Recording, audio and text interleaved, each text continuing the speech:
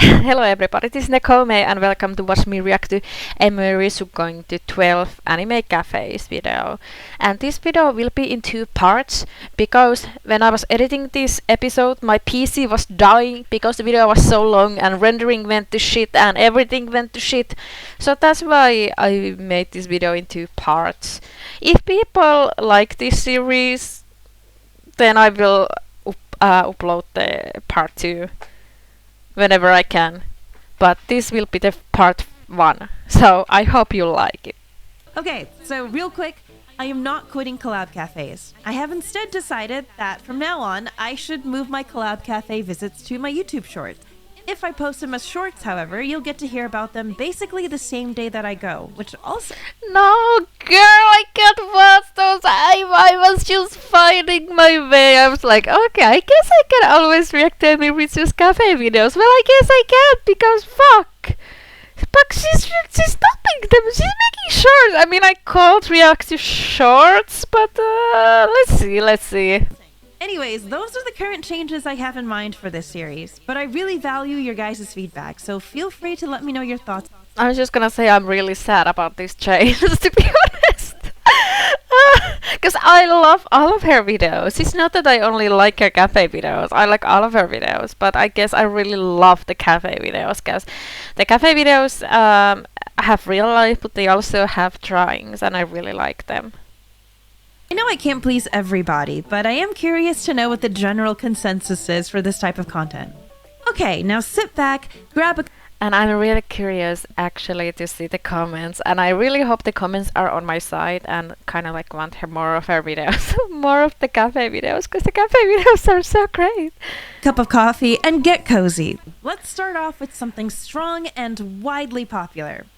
Number 1, Jujutsu Kaisen collab at Abianto. So this one's an interesting one because rather than a typical cafe collab, this was a collab between Jujutsu Kaisen and the Shibuya XL Hotel Tokyo. The hotel's high-rise French restaurant put together a course menu inspired by Jujutsu Kaisen's Shibuya incident. First off, since this restaurant was on the 25th floor, you got a really nice view of the Shibuya street. It looks really cool. Wow. Which is the perfect atmosphere wow, for a Jujutsu Kaisen I would love to dinner. go to Japan. Each person received a free acrylic reservation sign, which I thought was a neat gift. And we also got a complimentary assortment of bread with olive oil. The bread looks so nice. There was a selection of drinks themed after some of the characters, and I ordered the Satoru Gojo drink. I was just gonna say that I will order the blue one. Let's see. Show me the option a second. Yeah, the blue one. The red one doesn't look too good in the photo, but front of her it looks like really nice. I don't know why, but seeing like a special color drink like a purple or blue, it just makes me want to try it. Wow. It looks so yummy. The course started off with a salad that was inspired by Itadori's Black Flash in Shibuya on Halloween. I'm gonna be real with you, I have no idea what was all in the salad, but we thought it was delicious and completely cleaned our plates, which is... It actually looked really fancy. I wonder how expensive that experience was. Look how... That's a cute... Is this like an... what is this? Oh my god. It looks so fancy. No idea what was all in the salad, but we thought it was delicious and completely cleaned our plates, which is all that matters. It was really good. The next thing we received was Jogo's Volcanic Eruption Onion Soup. This doesn't look too appetizing. Which was a French onion soup. Onion soup. I don't like onion. Made to look like the top of Jogo's head. French onion soup is one of my favorite foods, and we thought why this was both really tasty and really creative visually. Our main course was a beef loin. Oh, this guy she's with. I have seen. Wait. Okay, so this guy, I think I have seen some of his videos. I think he's. Okay, so hear me out. I'm questing. I'm trying to like show my internet knowledge. If I'm right, I'm not sure. He's One Piece YouTuber. I have seen some of his videos. I don't remember what was his name, yo. He's not O'Hara, right? No. I want to know. Okay, but I know that he made a video about One Piece, and one of his videos I actually watched was like an it was about crocodile possibly being Luffy's mom video, and that sounds so cringe. Like, why have you watched that video? I mean, I have seen few of his videos. That's one of the ones that comes to my mind. Is he O'Hara? I am so curious, to be honest. But I think he's also part of Trust Taste camera crew, if I'm not wrong, because I think I've seen him in some of the Trust Taste videos. And honestly, I could react to some of the Trust Taste specials even. I feel like Ritsu's content makes me more like excited. Because I usually mostly get excited about romance is the thing that hooks me in. I mean, these videos aren't really about romance, but it's anime and it's cute cafes, so of course I will like it. And I like Trust Days. Connor is my favorite dude. He's so cool. I'm such a big fan of Connor. Our main course was a beef loin cut into cubes to represent the prison realm, with gravy sauce, red and blue sauce to so represent yummy. Gojo, and 3 side condiments meant to represent Yuji, Megumi, and Nobara. This was also very delicious, and we really liked how artsy the plating was for this one especially. And for our dessert, we received a chocolate dome, which had vanilla ice cream and warm sliced pears inside, which you would reveal by pouring hot caramel sauce over the dome. The cost ended up being a flat fee of around 7,000 yen per person, which, if you think about it, is almost the same price, if not cheaper, than if you were to go to a regular collab cafe and order all the items separately. And the food was actually good. This was one of the best anime food collaborations I'd ever experienced, and I really enjoyed the thoughtfulness and creativity put into the dinner course. I think this might be a little bit too fancy for my taste. I don't think I will. I don't know. I think this could be a little bit too much for me. I don't even care that there was no merch area. This gets a 5 out of 5 for me. Number 2, Spy Family and Kawada Cafe and Dining. Family! This cafe collaboration coincided with the Spy Family exhibition that was happening at Matsuya Ginza. So of course, I had to book tickets to both. I'll show some pictures of the exhibition here while I talk. It was really nicely put together. We got to see a recreation of the Forger family living room, Anya's classroom, which included... Oh my god, that's really dope. It looks like an... It looks so old school. It reminds me of like an, I don't know, 60s home. Is this supposed to be, is this supposed to take place in 60s, 1960s? I don't know, this gives me like 1950s or 1960s vibes. Anya's classroom, which included Anya's terrible test grades and the kids' arts and crafts projects. And we also got to see some original illustrations, manga pages, and one of my favorite little details was a drawing taped to the wall meant to look like it was done by Anya. This exhibit was jelly. My friend Whitney ordered Lloyd's coffee float. Oh my god, I will get that shit out. Yes.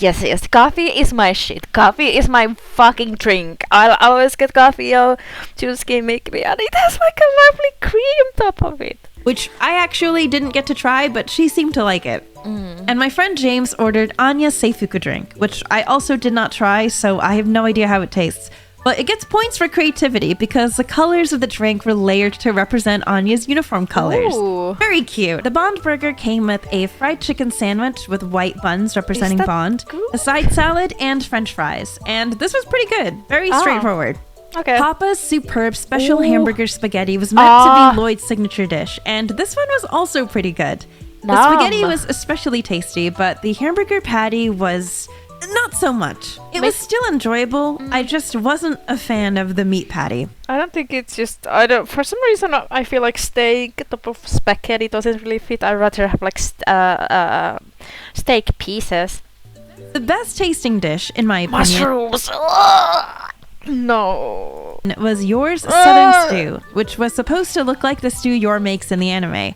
And it may not look like much, but this stew was so good. I ordered it during both of my visits, and each time I was sad that there wasn't more of it. It has those. The Thorn Princess's Garden Salad was cute, and for the desserts, there was yours burnt French toast, which part? The French toast. I think was a charcoal French toast with maple syrup and chocolate sauce. And while the concept was very funny, it genuinely tasted bad. It was just an excessive amount of dry bread. Easily the worst dessert, and I don't even think I can be mad about it. I mean, I guess that if you want to like get the feeling of the anime, you can just fucking eat that. I think I can be mad about it because technically Yor was the one who cooked it. So Bon's fluffy sponge cake was super cute, but this didn't really taste like much of anything. It was fluffy, but also very dry. Yeah, this is a good example of a cafe that just wants to like you to go there because of like an anime. Okay, so this is like this. Oh my god, I'm only in 8 minutes in this video. Holy shit, yo! I don't think I can do this in one part. And the editing is gonna be a nightmare, to be honest. And tasteless. The macaron of wisdom was another clever reference, and admittedly, it was in fact very good. But 980 yen for a single macaron on a plate is yeah, really expensive. That's kind But of. also, I mean, technically, it's true to the anime, I guess. The best dessert on the menu. That's so bad. You just give them at least 2. The atmosphere of this place was absolutely fantastic, and during my second visit, I was laughing so much with Rie and Daru that one of the cafe staff came over and offered to take group photos of us because they thought, Oh, that's so sweet. Okay, so I guess that cafe is more for the fucking for the like atmosphere than like the food. it was nice to see how much of a good time we were clearly having. Even if not everything tasted amazing, I thought the menu creativity was better than most other cafes I'd been to, and I genuinely made some great memories here. So this experience was an easy 5 out of 5. I feel like I think she probably rated the taste pretty high because she doesn't care about desserts so much. So I guess she's eating the salty food and then she's completely satisfied. I mean, I'm the salty person too. I think I prefer salty food more, but I still would like to have like a good dessert, to be honest. I would actually rate it 4 out of 5, or 3 out of 5 because of what she said. I mean, I like Spy Family. I'm not the hugest fan. I've like seen like most of the season 1. It is really cute. I liked it when I watched it, but I just dropped it for some fucking reason. I hope they will go to like what is the new anime about the girl that is kind of like a doctor and she goes to like an emperor's palace because she gets kidnapped and then she starts to work there. I really hope that they will have like a cafe out of that. I mean, I don't know what they will have there, but oh well. Number 3, Black Butler at Motto Cafe in Ikebukuro. This was at the same Please tell me you brought Connor with you. location as the Tokyo Mew Mew collab they did last year, but because of the popularity of Black Butler, I actually had to apply to this cafe under a lottery system, and I ended up getting it. Ooh. And who better to bring with me to the Black Butler cafe than Mr. Seadog VA himself? I ordered Grell's pomegranate vinegar fizz, which was actually pretty good. You can never go wrong with a good fruity soda. Connor ordered, of course. Oh my god, that looks so fine. But I'm sorry, Connor is probably my favorite YouTuber, so I'm so sorry for fangirling so much. I just love Connor so much. The cafe's special fish and chips. Did it live up to the Englishman standards? Okay, taste it, Connor!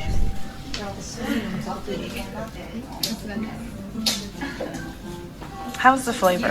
Really? It's not bad. I'm gonna try some. Ooh! Take his food! Take his food! A shocking seal of approval.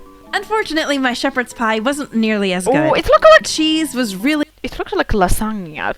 gross, and the sauce was way too sweet. That just reminds me of a lasagna that I just ate like a few days ago, and it was terrible. Like the cheese top of it was so like disgusting. According to the menu, there was supposedly pineapple hidden in the ingredients, meant to be some sort of prank played by the Undertaker. And normally I'm all for a good in-character prank, but for 1,300 yen, I would have liked something I could finish. And lastly, Connor ordered. I want that cup! Can you fucking... I'm not even a Black Butler fan. I mean, I'm not because I haven't watched Black Butler. But yeah, that looks so yummy. And I actually just watched Connor's video about him doing like a Black Butler prank calls. They were so good, yo. Sebastian's affogato for dessert. Of course, Sebastian. Is it hot coffee? But I don't think it is. Oh, they messed up, yo, fam. Thoughts? It's like the $1 Walmart ice cream. Oh, Giant tub. damn bird. Connor is roasting the shit out of this. Wow. Okay, so if Chris and Connor are going to go to the fucking what are the romance cafes? What was the name out of it? Love hotels. I think I can't react to that. I don't know if it got monetized or something if I did that, but I would love to react to that. But I have seen all of their videos about that, so yeah. Not that I'm hating it. It's the saddest aftergone ever. It's not even British. What the fuck? What is this? This is Italian. Why are you doing this? Alright, whatever. Is Emily not gonna eat dessert? It was literally just 2 scoops of ice cream with a drizzle of lukewarm coffee. Oh, damn. So unfortunately, 2 out of the 4 things we ordered were a bit of a disappointment. But we received free ticket file folders with our reservation, and although I didn't buy anything, I think this collab had a pretty interesting They selection should have given Connor the fucking cup. of merchandise to choose from. And here are the very pretty coasters we received. Overall, not the greatest, especially considering the trouble it took to book, but probably still enjoyable if you're a big Black Butler fan. This cafe gets a 2.5 out of 5 from me. Ooh. Number 4, Apex Legends at Tower Records Cafe in Shibuya. I hope she goes to somewhere that I actually recognize besides Spy Family. If you watched the last Collab Cafe video, you may remember I went to the Tower Records Cafe in Omotesando and had a memorable time. But this time, I decided to go to the Shibuya location, and I dragged again with me the only Apex Legends player I know, Connor.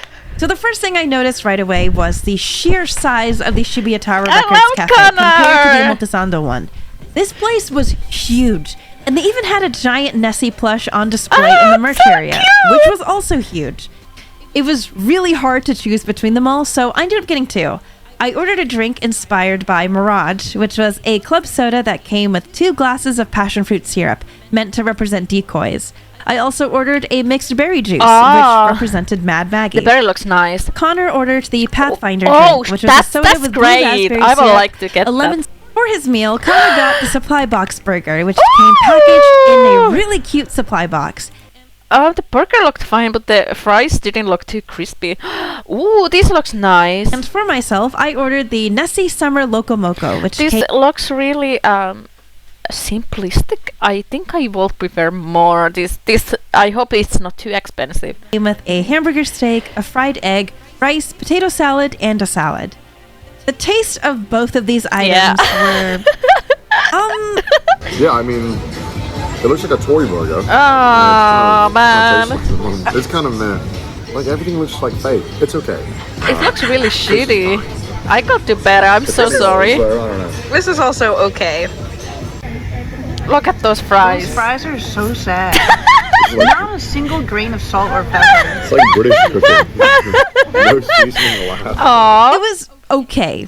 We really didn't want to be haters because the presentation was honestly really nice, but I could not finish my Loco Moco, and Connor had to power through his tasteless burger. For our dessert, we shared the Nessie cake, which was a chocolate brownie cake with blue jelly and an adorable little Nessie head popping out of the jelly. We also shared the crispy Nessie millefeuille. Millefeuille. This thing. Which had custard cream, fruit, ice cream, and a chubby Nessie-shaped sugar candy at the so top. yummy. This dessert tasted fine. Nessie tasted a little weird, but I feel like he was mostly there to just be decoration, so it was fine. I definitely liked this dessert more than the brownie cake one. Overall, this was a fun experience. I just wish the food tasted better so that it was worth the high menu prices. So I'm gonna give this cafe like a 3.5, 3.8 out of 5. Okay.